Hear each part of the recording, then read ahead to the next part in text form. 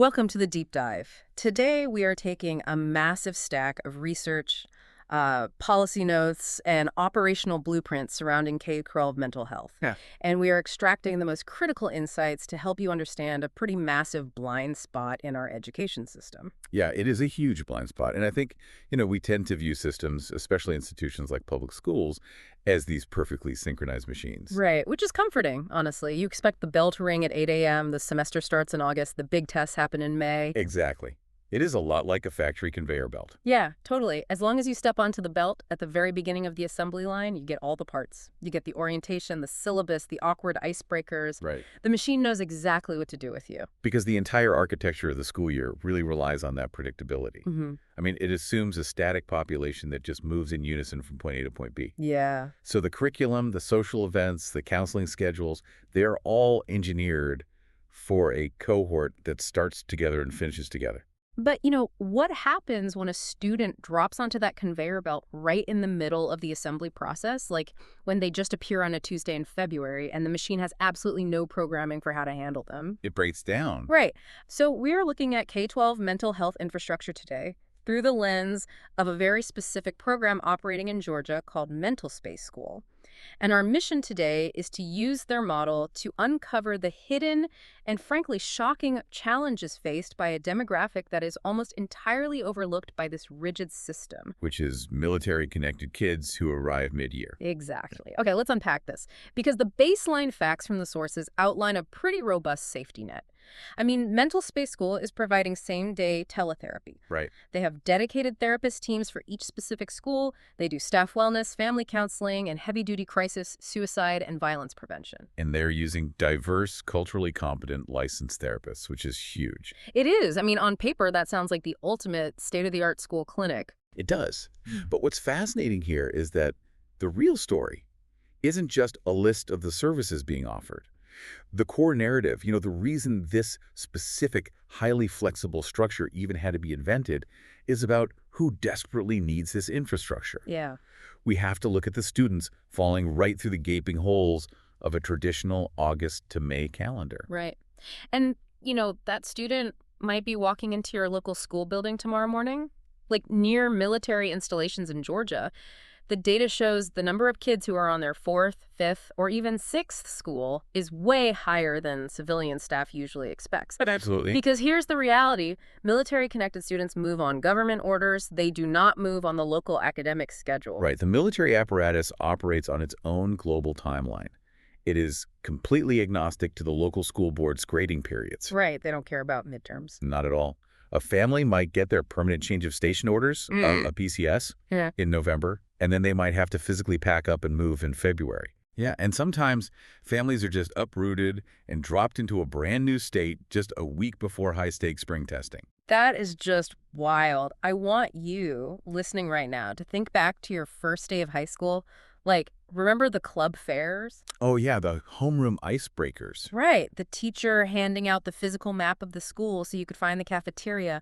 All of that structural support exists in August. Only in August. Yeah. Yeah. So now imagine missing all of it and walking in on a random Tuesday in February. I mean, it feels exactly like starting a massively complex video game halfway through the story. That is a great way to look at it. Right. Because in a game, if you start at level 1, which is August, you get the tutorial. The game holds your hand, introduces the characters, explains all the rules. But these mid-year military kids are arriving in level 6. With no tutorial. None. And the boss fight, which is state testing, is in like 3 weeks. And instead of a guide, the school administration just hands them a manila welcome folder and points them down a hallway. Yeah. And from an institutional standpoint, most enrollment systems simply lack the bandwidth to recreate that August experience in February. They just don't have the resources. Right. If we connect this to the bigger picture, the administrative onboarding is built for crowds, not individuals. Yeah. So a single student arriving mid-year gets a fraction of the structural support. And the cognitive and emotional load of that arrival is just immense. I can't even imagine. Every single move means completely restarting. You have to figure out credit transfers, which, by the way, rarely align between states. Oh, right. Like a Georgia history requirement might invalidate a Virginia history credit. Exactly, which suddenly jeopardizes a graduation plan. You have to navigate established social cliques just to find a place to sit at lunch. Yeah. And perhaps most importantly, you have to start from scratch to find just one adult in that new building who feels like a safe person to talk to. And while they're navigating this level 6 chaos with no tutorial, they are also carrying a massive amount of invisible baggage. Oh, absolutely. Because they arrive off schedule and lack that built-in structural support, these kids adapt by hiding their struggles. They carry this invisible backpack of burdens that the school staff completely misses because, the kid isn't causing trouble in the classroom. Right. The contents of that invisible backpack are incredibly heavy, and they are highly specific to the military lifestyle. Like what, specifically? Well, you have students dealing with a deployed parent where the return date just keeps shifting due to operational changes. So that leaves the child in a state of chronic low-grade panic. Jeez. You also see really complex sibling dynamics play out. A student might have a younger sibling who is outwardly struggling with the relocation, like acting out in class, crying at home. Right. So this older student makes a conscious, quiet decision to be the easy one. They internalize all their own anxiety just to spare their already overwhelmed parents. Okay, here's where it gets really interesting, and I actually have to push back a little on how we view this. If a kid is acting completely fine, right, if they are getting B pluses, being adaptable, and choosing to be the easy one for their parents, isn't that inherently a good thing? Well, I mean, society constantly praises kids for being tough and rolling with the punches. Why are we so worried about the kids who seem so highly resilient? this raises an important question, actually. And it requires us to completely deconstruct a major psychological misconception. Okay. We have this habit in education and just society at large of equating a lack of visible problems with a lack of internal distress. Right, the whole out of sight, out of mind thing. Exactly. But resilience is not the absence of need. These military-connected kids are highly adaptable, yes, but they are carrying a dangerous, unsustainable load. They're basically holding their psychological framework together with duct tape and willpower. That is exactly what they're doing. They're relying on a very rehearsed, cheerful script. When a counselor or teacher asks how they're doing, they say, "Oh, I'm fine, we move a lot." And they say it with a smile because showing vulnerability in the past hasn't yielded any tangible results for them. Wow. Breaking down in tears hasn't changed their government orders, it hasn't brought their deployed parent home any faster, and it certainly hasn't magically transferred their incompatible science credits. They just realize it doesn't fix anything. Right. They've learned that masking is just the most efficient survival strategy. Which totally explains why standard mental health screenings in schools entirely miss them. Exactly. Because standard screenings, like the surveys handed out in homeroom or the behavioral flags teachers look for, they are calibrated for the squeaky wheels. Right. They are looking for the kid who is acting out, disrupting class, failing grades, or visibly withdrawing. Yeah, the system assumes competence equals wellness. Yeah. Because these students are deliberately masking their need with academic and behavioral competence, they fly completely under the radar until they hit an absolute crisis point. And that hidden need isn't just about the stress of the move itself, is it? No, not at all. The underlying tension is deeply, fundamentally tied to the unique family dynamics happening at home, which fluctuate in ways civilians just rarely understand. It's not just a one-time stressor of packing boxes and moving to Georgia. Right. It's a cyclical stress. Yes, cyclical is the defining characteristic here. Military family stress does not operate on a constant flat line. Okay. It comes in these dramatic waves tied to the deployment cycle. Now, naturally, a school community assumes that a deployment departure, when a parent packs up and leaves for a combat zone or a 9-month sea tour, is a period of acute stress. Sure, yeah. And teachers might even be aware of that departure and offer some extra grace or sympathy. But the data reveals a highly counterintuitive reality regarding the other side of that deployment cycle. You mean the returns, the reintegration phase? Exactly. Where? When the deployed parent finally comes home, communities and schools usually treat it like the end of a movie. Right, like those viral videos. Yeah, they see the viral videos of the surprise reunion in the gymnasium, and they expect instant relief and a happily ever after. But that's not what happened. No. The operational reality is that reintegration is frequently the source of the most extreme transitional stress a military family faces. Okay, let's actually map out the mechanics of that, because it's fascinating once you look under the hood. Yeah, let's do it. Imagine a parent has been deployed for 9 months. In that time, the family left behind has to survive. They create a brand new equilibrium. Right. So that 14-year-old who decided to be the easy one might have stepped up in a massive way. Maybe they took over managing the household budget, or they became the primary disciplinarian for their younger siblings. They basically became a third parent. Exactly. And then the deployed parent comes back. Suddenly, all those roles have to shift back, like, overnight. And it is rarely a smooth transition. I mean, Yeah. the returning parent wants to reassert their role in the household, but the rules have changed. Yeah. The daily routines have changed. That 14-year-old who has been operating as an adult for almost a year is suddenly being told to go to their room and act like a child again. Man, that must be so hard. It creates immense friction, resentment, and identity confusion for the student. It is a massive psychological disruption, completely disguised as a happy ending. Yes, perfectly said. And the cruel irony here is how the school system reacts. Looking only at the surface-level joyous reunion, the school thinks, great, mom or dad is back, the crisis is over, Right. and they actively withdraw whatever minimal support or leniency they might have been offering right at the exact moment the student's home life is turned completely upside down. Yeah, the support just vanishes just as the internal family conflict peaks. So let's look at the collision of all these factors. We have these highly stressed students who act highly competent, whose home lives are fluctuating wildly with deployments and reintegrations, and they are dropping into a new school on a random Tuesday in February. A perfect storm. Right. So what actually happens when one of these kids finally hits a breaking point, drops the "I'm fine" mask, and asks for help? The traditional geographic healthcare system completely fails them. It breaks down at every single touch point. I was thinking about this in terms of the technology we use every day. Oh, how so? Think about the difference between Netflix and a local Blockbuster video store back in the day. Okay, I love this. If you lived in Virginia and you were halfway through a movie and then you moved to Georgia, you couldn't take your local Blockbuster with you. No, you definitely couldn't. You'd have to find a new store, get a new membership card, and start over. But with Netflix, you move across the country, you unpack your TV, and your movie is paused right where you left it. Right. Our traditional mental health system is still operating on the Blockbuster model. That is a perfect illustration of the continuity crisis. Right. Because let's trace a student's actual journey. Suppose a student was fully engaged in therapy at their last duty station. Okay. They spent months building trust, doing the hard work, and making real progress. Then the PCS orders drop. They move to Georgia. Right. They cannot pack their local therapist into the moving van.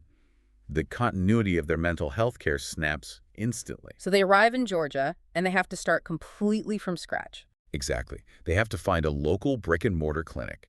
Then they have to figure out the wait lists, which in many communities right now can be 3 to 6 months long just for an initial consultation. Which is an eternity for a kid in crisis. Oh, absolutely. Yeah. And if they survive the wait list and finally get an appointment, they have to sit in a strange room and endure a new intake process. Right. That means recounting their entire trauma history, all their family dynamics, to a complete stranger. Again. Yeah, having to recount your deepest fears to the fourth or fifth stranger in 5 years is just exhausting. It really is. And they are doing this while trying to pass their classes in a new school. The inevitable outcome of this friction is that these kids often just disengage entirely. They do. It is simply too much emotional labor to rebuild their mental health support from scratch every 2 years. Which is exactly why partner districts are completely rethinking their approach. They are establishing rigid but flexible arrival protocols. What does that look like? Well, that means the administrative protocol for a new student runs exactly the same way whether you enroll in August or April. You get a named, dedicated point of contact assigned on day one. Okay, that helps the admin side. Right, but the clinical piece, the actual therapy, requires a mechanism that breaks the bounds of physical geography. So what does this all mean? It means that in this context, teletherapy isn't just about the convenience of not having to drive across town to an office. No, not at all. It is about geographical immunity. This is where MentalSpace School's model of same-day teletherapy fundamentally changes the game. Because care that is not tethered to a physical zip code can survive a military move in a way a local clinic simply cannot. Exactly. By utilizing teletherapy with dedicated school-line teams, the support system becomes portable. It exists in the cloud. Right, like Netflix. Exactly like your Netflix example. It can be accessed from a quiet room in the new school's counselor office or from the student's new bedroom on a laptop. The physical location of the student changes, but the digital continuity of care remains unbroken. They don't have to retell their story to a stranger every 2 years. Okay, so logically, untethering care from a physical building makes perfect sense for any transient population. But practically speaking, how does a public school actually implement this? It is complicated. I mean, there are a million regulations, privacy laws, and budgetary constraints. Oh, for sure. The operational blueprints coming out of Georgia are very strictly outlined, and compliance is the foundational pillar here. Right. A program like MentalSpace School operates fully within the strict guidelines of HYPE, which protects medical privacy, and FERPA, which protects student educational records. They have to navigate both. Exactly. They have to build a secure bridge between the medical world and the educational world. So let's talk about the legislative side of that, specifically House Bill 268 in Georgia. Yes, HB 268. Because this isn't just some vague resolution saying mental health is a good idea. Yeah. HB 268 actively requires schools to have a documented operational mental health plan in place ahead of a hard deadline in July 2026. Right, it is a mandate. The state is mandating that schools figure out a systemic way to handle student mental health, and the clock is ticking. But how does a school actually do that without a massive multi-million-dollar budget increase? And that is where the financial accessibility model becomes critical. Because a legislative mandate means nothing if the families themselves can't afford the actual care or if the school has to foot the entire bill. Exactly. So the insurance landscape these programs have navigated is quite complex but highly effective. For families on Medicaid, the out-of-pocket cost is exactly $0. Wow, okay. $0 removes a massive layer of friction right there. It really does.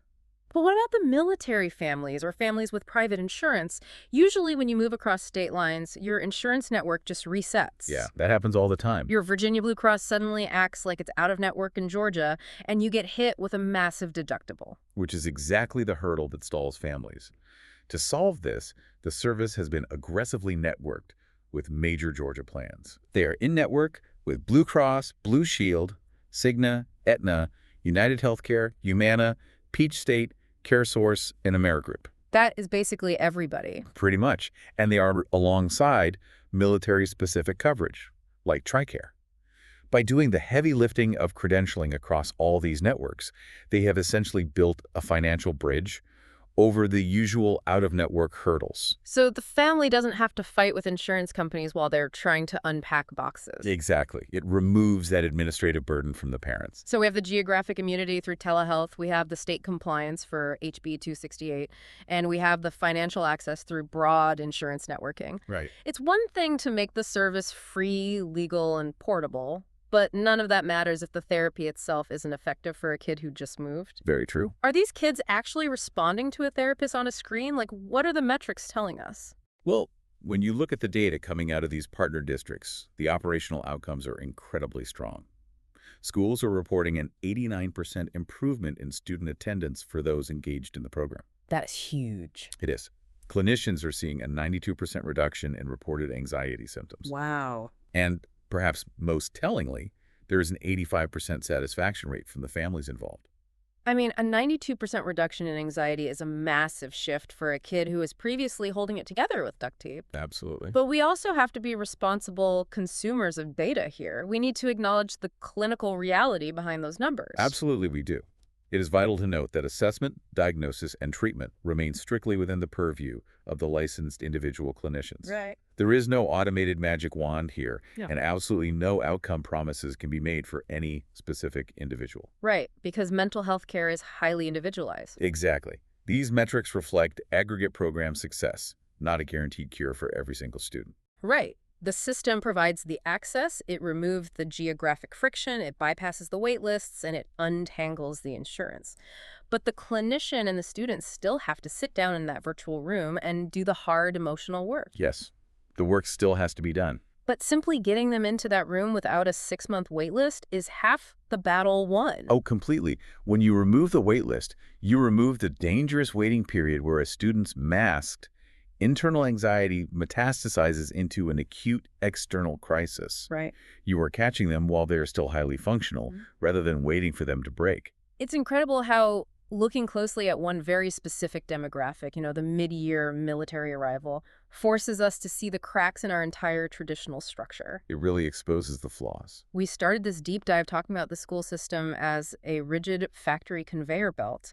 And through the lens of this infrastructure in Georgia, we've seen exactly who gets chewed up by that machinery. Yeah, we've seen that the traditional academic calendar is fundamentally misaligned with the reality of transient lives. Yeah. We've unpacked the invisible backpack these students carry, the shifting deployment dates, the credit losses, and the intense cyclical stress of parents leaving and, just as disruptively, returning to reclaim their roles in the household. And we challenged the entire idea of resilience. Like, we have to stop confusing a student's ability to adapt and act fine with an absence of real pressing need. Exactly. The I'm fine script is a survival mechanism, not a clean bill of mental health. Which brings me to you, listening to this right now. Yes. I want you to think about your own workplace, your own family, your own community. Think about the people in your office or your neighborhood. Who around you is wearing that I adapt easily mask? Good question. Who is deliberately being the easy one so they don't add to the burden of the group?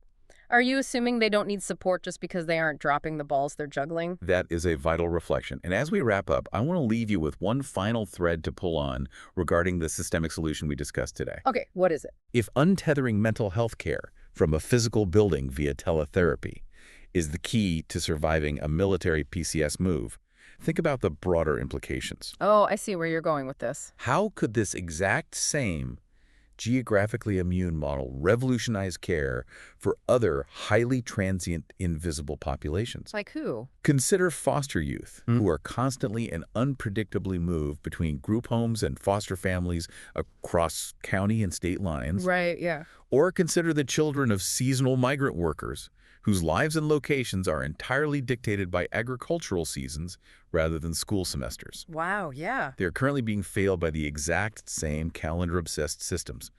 If teletherapy can close the gap and provide continuity for military families, could it be the blueprint for catching everyone else who falls off the conveyor belt? Man, that is a great point. It changes everything when you stop demanding that the human fit the machine and finally design a system that flexes to fit the human. Well, that is definitely something to think about the next time you see someone step onto the assembly line halfway through the year.